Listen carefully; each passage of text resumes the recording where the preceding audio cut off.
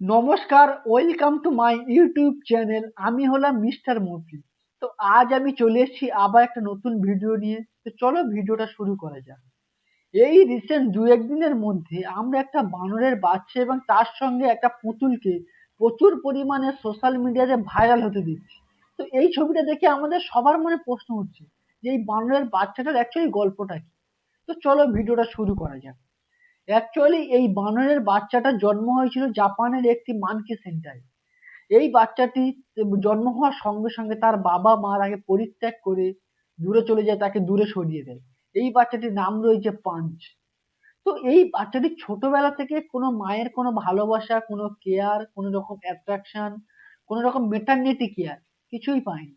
ছোটবেলা থেকে স্টাফ এবং স্টাফেরা যে নর্মালি খাবার দিত এবং এই সবার অবহেলাতে এই যে বানরের বাচ্চাটি বড় হয়েছিল।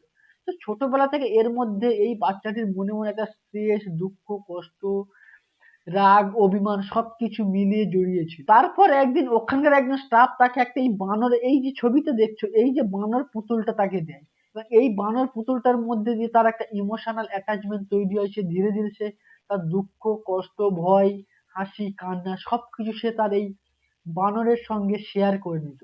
সে মনে মনে এই পুতুলটাকেই ভেবে নিয়েছিল সে তার মা কিংবা বাবা কিংবা কাছের খুব বন্ধু বা কোনো ভালোবাসার মানুষ। সে ভয় পেলে দৌড়ে গিয়ে এই পুতুলটাকে জড়িয়ে ধরে ঘুমাতো। কেউ তাকে ভয় দেখালে, কোনো কারণে মন খারাপ হলে সেই পুতুলটাকে জড়িয়ে ধরে ঘুমাতো। অ্যাকচুয়ালি জীবনের সমস্ত দুঃখ, কষ্ট সবকিছু এই পুতুলের সঙ্গেই তার জড়িত ছিল।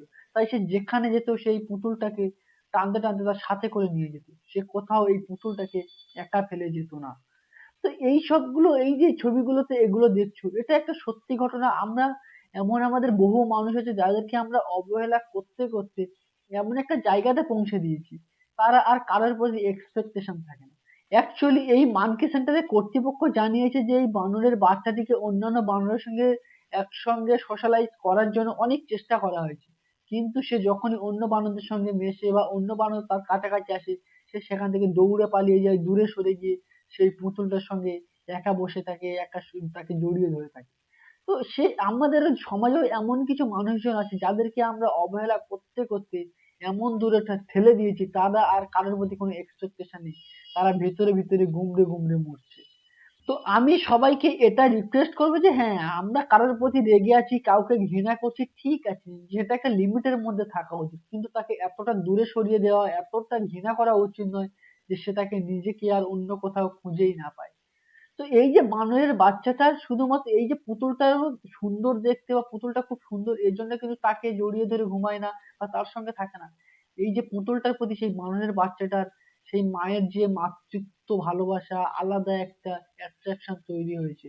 তার দুঃখ কষ্ট সবকিছু সেই পুতুলের সঙ্গেই ভাগ করে নেয়।